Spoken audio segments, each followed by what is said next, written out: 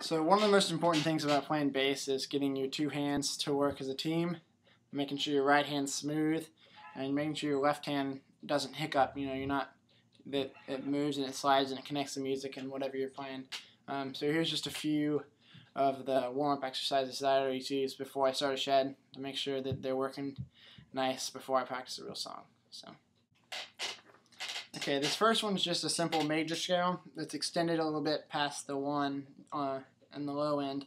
And what I do is I just split it up into little 4-note sections going down. So I'm going to get the metronome going.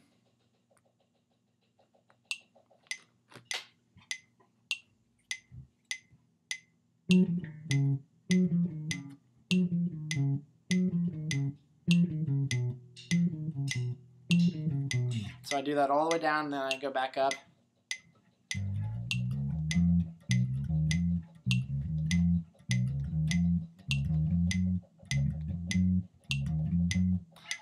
And then once I've done that a few times, I do the whole thing connected.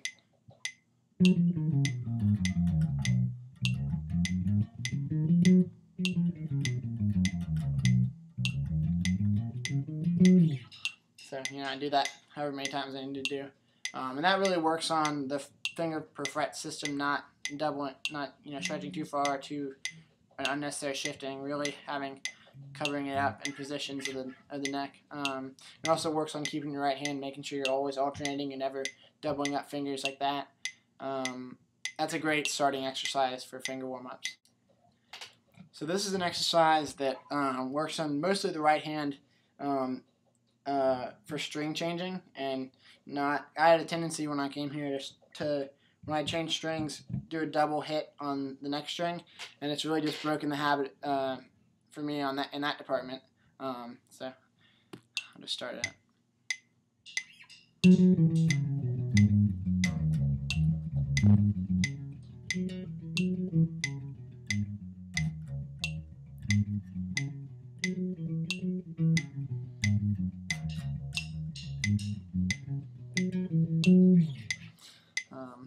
Very simple, just great exercise.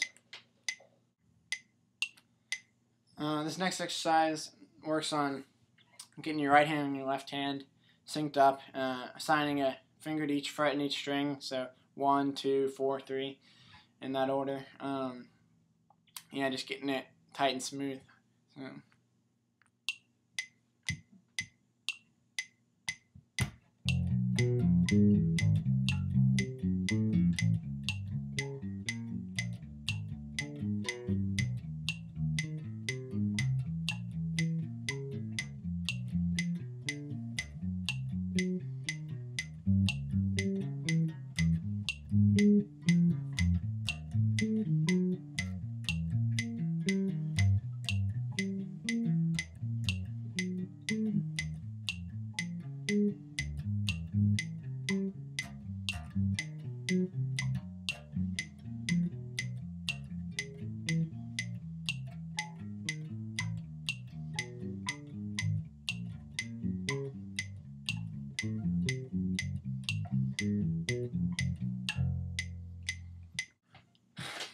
So one of the biggest things I think that biggest leaps in improvement that I've made is when Jenny was teaching me to switch from my thumb positioning on my right hand from floating thumb to fixed thumb. And what that means as I move in is going to be that if I'm playing the E string in the floating thumb technique, which is what I started on, I would be on the pickup, and then if I move to the A string, my thumb goes to the E, D string, thumb to the A. So I'm always going to be on the string directly below it if I'm playing it, and that's not completely wrong always, but generally it's a lot more helpful and a lot smoother if you have fixed thumb. So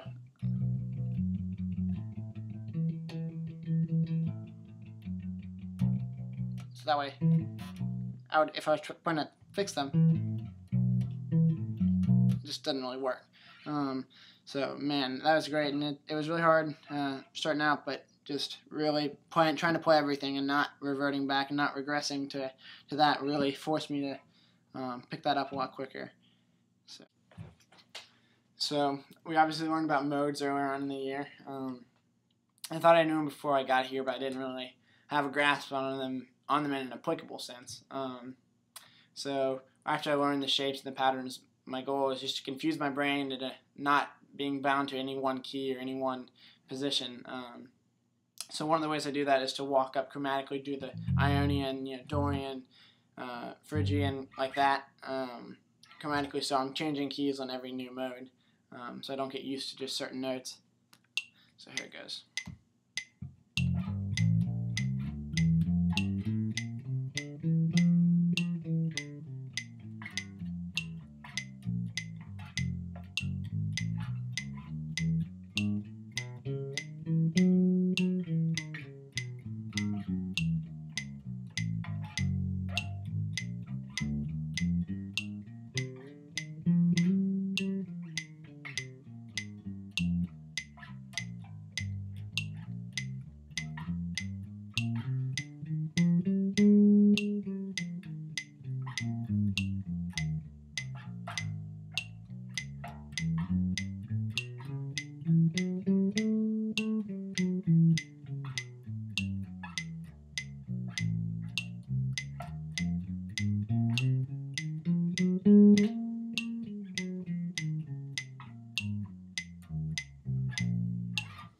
So those are the modes to the Aeolian. So I thought a good way to demonstrate the practical application would just be to show some of the fills I made up for Not So Silent Night. So this is going to be the last chorus of O Holy Night and the bridge before it.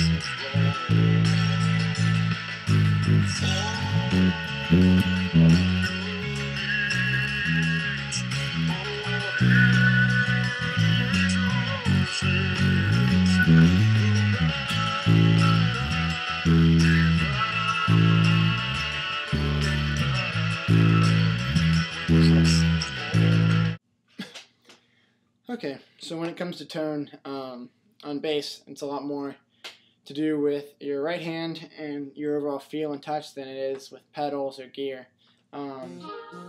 So what we've been working on a lot is to have a small movement in your right hand to make sure you're pulling all the way through and you're not pulling into the pickups, and really just cutting out any extraneous movement in your hand of pulling away or doing any of this or moving around too much.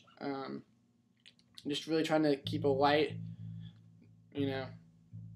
even tone through the whole thing, and also your relation to the pickups. If you're going to play back here and get the grungier sound, if you're going to get the warmer sound, it's probably not as drastic on video, but it really, if you're playing to a big amp, you're gonna hear the difference between, and it's just gonna sound different. So that's great, and that's something I had previously to OE I'd never even thought of. It was never really a concern of mine. My concern was all in my left hand, how cool of a lick I played or something. But really, the things that make a great bass player, I think, are the things that not many people think about, like your right hand and your touch to the strings. So it's a great improvement for me.